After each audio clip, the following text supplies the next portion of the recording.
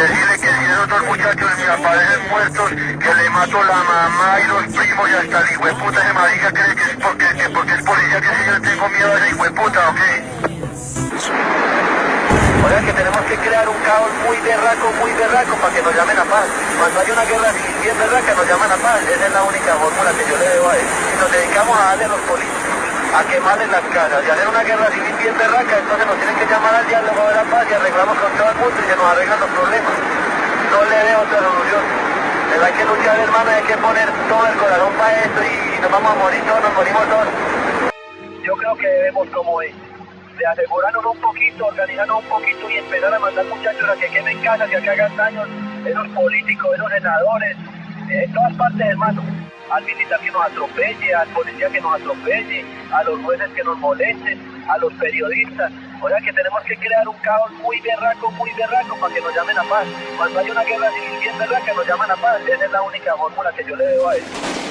Asesinado por 5 sicarios el juez Julio Manuel Castro Gil. Asesinado por sicarios en moto el magistrado Hernán. ¿Aló? ¿Cómo le va? Pablo Escobar. Le quiero pedir un favor muy grande en nombre del país. Sí. ¿Por qué no hacemos algo para que se entregue y le garantice la vida y se pueda ver con su familia? Yo estoy disponible para eso, yo soy el que tiene mejor voluntad en este caso. Estoy dispuesto a estar en una cárcel intermedia, pero necesito hacer un estudio de esa cárcel porque es que yo no puedo permanecer en una cárcel urbana porque me colocan un carro bomba y vuelan una manzana.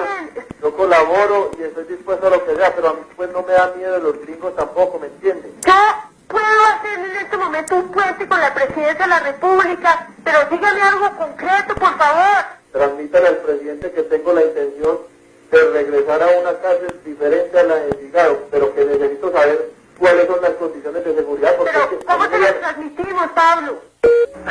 Como consecuencia de la política de paz y fortalecimiento de la justicia del señor presidente y de su gabinete ministerial, deseo sumarle todos los años de cárcel que sean necesarios para contribuir a la paz de mi familia, a la paz de Colombia, al fortalecimiento del respeto por los derechos humanos, al fortalecimiento del poder civil y al fortalecimiento de la democracia de mi querida patria colombiana. Deseo también con mi sometimiento rendir un homenaje a todos los miembros de la Asamblea Nacional Constituyente por su gran contribución a la noble causa de la paz nacional. Deseo también rendir un homenaje a mis padres, a mi irreemplazable e inigualable esposa, a mi hijo pacifista de 14 años, a mi pequeña bailarina sin dientes de 7 años y a toda mi familia a quien tanto quiero. Pablo Escobar Gaviria, Envigado, Colombia, junio 19 de 1991. Bueno, la primera pregunta parece que es obvia, y es porque después de muchos meses de haber guardado tanto silencio, pues por fin ahora decidí hablar en primer lugar. Entonces es una pregunta como en dos sentidos. ¿Por qué tanto silencio durante tanto tiempo cuando todo el mundo ha hablado de usted, cuando todo el mundo muchas veces pone cosas en boca suya y se habla de todo lo que hace y usted no dice nada? Como muy callado, y ahora va a hablar. Bueno, ¿por qué? Bueno, yo siempre había decidido guardar silencio porque yo considero que si me pongo a dar explicaciones de todo lo que se me acusa y de todo lo que se dice de mí, sinceramente no tendría tiempo para dar todas esas explicaciones. Bueno, empecemos hablando por uno de los temas más recientes en los cuales se ha visto involucrado, y es en concreto el problema de las masacres. Es tal vez una de las últimas indicaciones en las cuales aparece su nombre. ¿Qué tiene usted para decir sobre esto? Eso es lo único que me hace enfrentarme de nuevo a los micrófonos para manifestarle al pueblo de Colombia que me conoce y que me apoya, que soy ajeno a todas esas acusaciones que son tejidas por ciertos intereses que se han formado contra mi persona, pero todas las personas en el departamento de Antioquia saben que yo no tengo intereses de ninguna naturaleza en las regiones donde se han sucedido esas masacres. O sea, no tengo intereses en Urabá, no tengo intereses económicos en Córdoba y tampoco tengo intereses económicos en Puerto Boyacá. Soy ajeno a esa situación. Soy inocente de esas acusaciones y repudio todo lo que se trate de masacres y asesinatos colectivos. ¿Pero de dónde considera entonces usted que vienen ese tipo de sindicaciones? Es decir, ¿tiene que haber algún origen, tiene que haber alguna razón para que termine su nombre involucrado en esto? Sí, como le digo, hay personas interesadas en hacerme daño y hay personas interesadas en enfrentarme con la izquierda. Hay personas que cuando les conviene decir que yo estoy vinculado con la izquierda no tienen ningún límite en sus palabras para expresarlo así. también a veces me sindican de estar aliado con la derecha, de manera que no hay ninguna consistencia en estas acusaciones. Unas veces soy de la izquierda y otras veces soy de la derecha, y unas veces actúo contra la izquierda y otras veces actúo contra la derecha, o sea que eso no tiene ningún sentido, no tiene ningún valor jurídico. ¿Y cuál es la realidad? Es decir, esto me toca un tema que yo venía pensando para más adelante. Se ha hablado de relaciones, incluso se acuñó un término ya que es de vieja data en el país, la narcoguerrilla. Pero por otro lado se dice también que hay apoyo a grupos paramilitares, etcétera, sectores de derecha. ¿O es que se está con el que más convenga, o cuál es la realidad frente a ese tipo de relaciones? No, la realidad es que yo soy una persona muy respetuosa de las ideas ajenas. O sea, yo respeto las ideas de los demás. Si yo veo que la gente de la izquierda tiene ideas que le convienen al país, yo no tengo ningún problema en apoyarlas y respaldarlas. Y si veo que la gente de la derecha también tiene ideas que le convienen al país, no tengo ningún problema en apoyarlas y respaldarlas. Pero de todas maneras yo no tengo por qué matricularme en ninguna corriente. Yo simplemente soy una persona que respeta las ideas de las demás personas.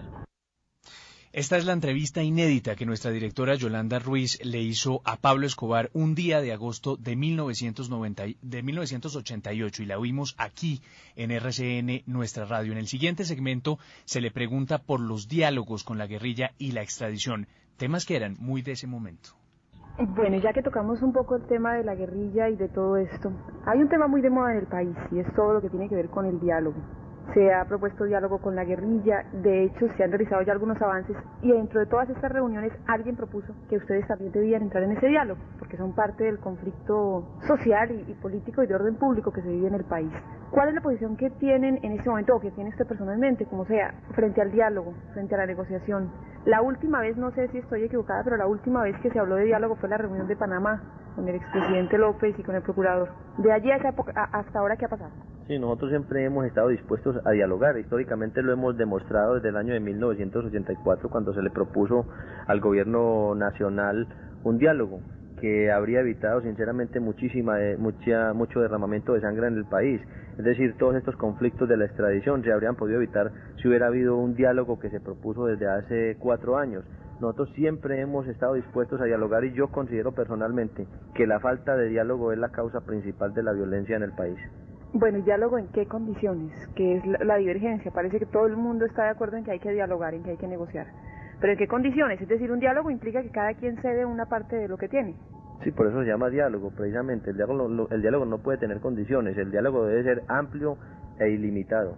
¿Qué están proponiendo ustedes? Esa vez que hablaban en Panamá habían ofrecido de pronto ofrecer algún dinero, en fin, la repatriación de capitales, etcétera, etcétera. ¿Tienen alguna propuesta en concreto que hacer ahora? No, nosotros nunca hemos ofrecido dinero. El problema nuestro es un problema de dignidad. A nuestras familias las han atropellado, ha habido represión, allanamientos, saqueos a nuestros hogares. El problema nuestro no es un problema de dinero, es un problema de dignidad. Pero la actividad que ustedes hacen es ilícita, de todas maneras. Bueno, yo personalmente no sé por qué dice usted actividades ilícitas. Pues a veces a mí se me acusa de narcotráfico, pues es una actividad que por el momento, históricamente, digámoslo así, se ha declarado ilegal. Es ilegal por el momento, pero a la larga y al futuro ya se va a demostrar que tiende hacia la legalización. ¿Están de acuerdo ustedes con eso? Que es otro tema de discusión ahora, por ejemplo, en los Estados Unidos y aquí mismo en el país.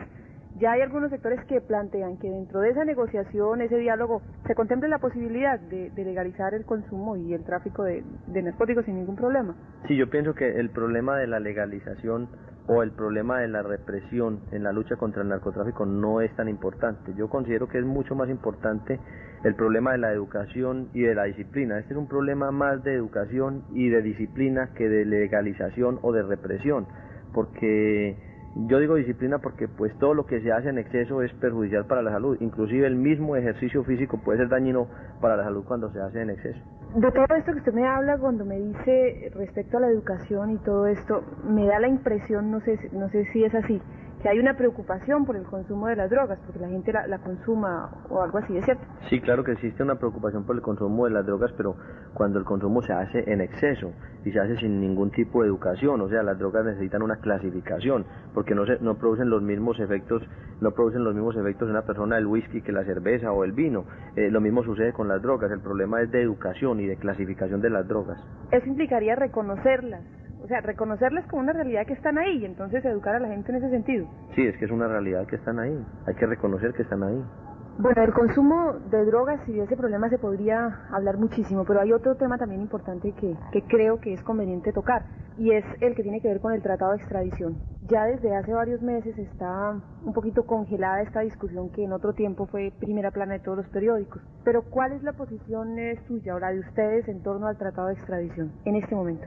Sí, mi posición en torno al tratado de extradición es la misma que tiene la gran mayoría del pueblo colombiano, es decir, estar en contra del tratado de extradición. Eso se ha demostrado en las encuestas amañadas de televisión, el pueblo está contra la extradición y mucho más después de haber visto la forma como se trata a nuestros compatriotas colombianos detenidos en las cárceles de los Estados Unidos, la forma como se violan sus derechos constitucionales, sus derechos humanos y sus derechos procesales.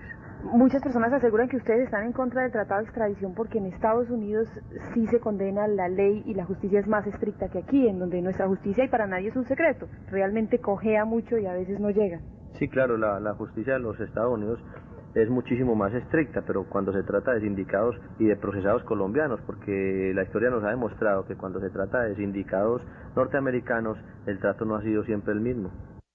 Seguimos oyendo en RCN la radio la entrevista inédita de Yolanda Ruiz 25 años después a Pablo Escobar, y el siguiente segmento Yolanda lo usa para preguntarle a Escobar por la infiltración de dineros del narcotráfico que en la época se conocían como los dineros calientes, que estaban entrando impunemente a todos los sectores de la sociedad.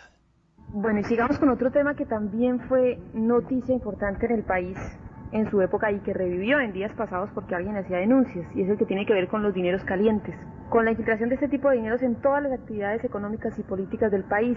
Hay muchos que dicen que aquí nadie puede tirar la primera piedra porque cada cual más o menos tiene algo que ver. ¿Qué hay de realidad sobre esto, sobre vinculaciones con sectores políticos y económicos del país? Sí, eso está claro, los dineros calientes están incluidos en todos los sectores económicos del país. Es que cuando el mismo Estado y el mismo gobierno recibe los impuestos que pagan los comerciantes de drogas prohibidas, entonces se está aceptando lo que la prensa y a veces la gente llamaría los famosos dineros calientes. Pero ¿cómo así? ¿Cuándo recibe el Estado ese dinero? ¿De dónde, pues? Pues el Estado recibe ese dinero cuando recibe impuestos de las personas que están sindicadas de comerciar con drogas ilegales. Pero precisamente esa ha sido una discusión de mucho tiempo atrás, que son dineros ilegales y que no se paga impuestos, y parte de todo el debate que hay es precisamente eso, que se legalice todo ese dinero para que haya más impuestos para el país, pero se supone que eso no es oficial. Bueno, lo que yo veo es que todas estas personas que son sindicadas públicamente de pertenecer al narcotráfico son realmente las únicas personas que están invirtiendo en el país, es decir, las únicas personas que están dando trabajo al pueblo de Colombia, mientras los demás sectores de la economía están sacando su dinero a cuentas en el extranjero. Estas otras personas están invirtiendo, están generando trabajo para el pueblo de Colombia. ¿Y entonces es cierto que hay relaciones, que hay ciertos sectores de la economía en donde hay inversión de este tipo de dinero? Eso yo creo que es demasiado lógico. Bueno, hay otro tema que es también de moda, del cual hablan mucho los colombianos últimamente, y es el de una supuesta o una real guerra, un enfrentamiento con el llamado Cartel de Cali. Bueno, ese es un tema sobre el cual se ha especulado demasiado, y yo sinceramente no deseo tocar ese tema. Lo único que puedo decirle es que siento una gran admiración y un profundo respeto por el pueblo del Valle. Las autoridades de Medellín han dicho sobre esto incluso que la violencia en la capital antioqueña ha aumentado por este enfrentamiento, o supuesto enfrentamiento. Sí, como le digo, es que se ha especulado demasiado sobre el tema. Bueno, hablemos ahora de otras cosas que tienen que ver un poco ya con su vida personal, aunque no es personal porque casi todas han trascendido ya a conocimiento público. Por ejemplo, una de ellas en cuanto a los dineros que tiene usted o se dice que tienen. Hace poco apareció en una revista norteamericana en la lista de los hombres más ricos del mundo. ¿Es cierto esto? Es decir, ¿hay tanto dinero como afirma esta revista? Bueno, se sabe que una persona no vale por lo que tiene, sino por lo que es. Lo que sucede es que mis enemigos dicen que yo tengo mucho dinero porque ellos quieren demeritar la obra que yo he hecho por el pueblo. Ellos quieren demeritar todas mis obras, pero lo que ellos no dicen es que yo he salpicado de barro mis zapatos en los barrios populares, porque yo he construido con mis propias manos y he ayudado a construir escuelas, centros de salud y canchas deportivas. Para hacer eso se necesita tener dinero, de todas maneras, no solamente buenas intenciones. Para hacer eso yo creo que se necesita tener un poco de buena voluntad, un poco de civismo y un poco de liderazgo. La revista Semana, a propósito de este tema, sacaban esta semana unas notas sobre lo que ellos llamaban el perfil del comerciante de drogas, y aseguraba que cuando hacía obras de beneficio social, cuando hacía cosas en beneficio de la gente, en realidad estaba buscando algún beneficio propio también. Bueno, yo pienso que una persona no puede generalizar, o sea, no se debe generalizar y no se puede decir que todas las personas de un mismo gremio piensan de la misma manera. En los gremios existen personas distintas y cada persona piensa de una manera diferente a las demás. Bueno, volviendo al tema de la revista, se puede tener mucho o poco dinero o lo que sea, pero de todas maneras eso no hace la tranquilidad ni la vida calmada de la gente. Usted lleva mucho tiempo viviendo clandestino prácticamente, sin posibilidades de estar tranquilo en la vida pública. ¿Cómo es vivir en esas condiciones? ¿Usted añora volver, por ejemplo, al Parlamento, al Congreso, poder hacer otras cosas que ahora no hace, que hace mucho tiempo no hace? Mire, yo tengo 38 años de edad, 28 años fui pobre y me transporté en buses. De esos últimos 10 años que restan, 5 años he estado en la clandestinidad y los otros 5 años los dediqué todos los fines de semana al servicio del pueblo. Yo he sido un hombre que me considero feliz, siempre he estado contento, siempre he estado optimista, siempre he tenido fe en la vida, porque yo pienso que los momentos difíciles siempre aportan la experiencia y es lo más grande que pueda tener una persona en la vida.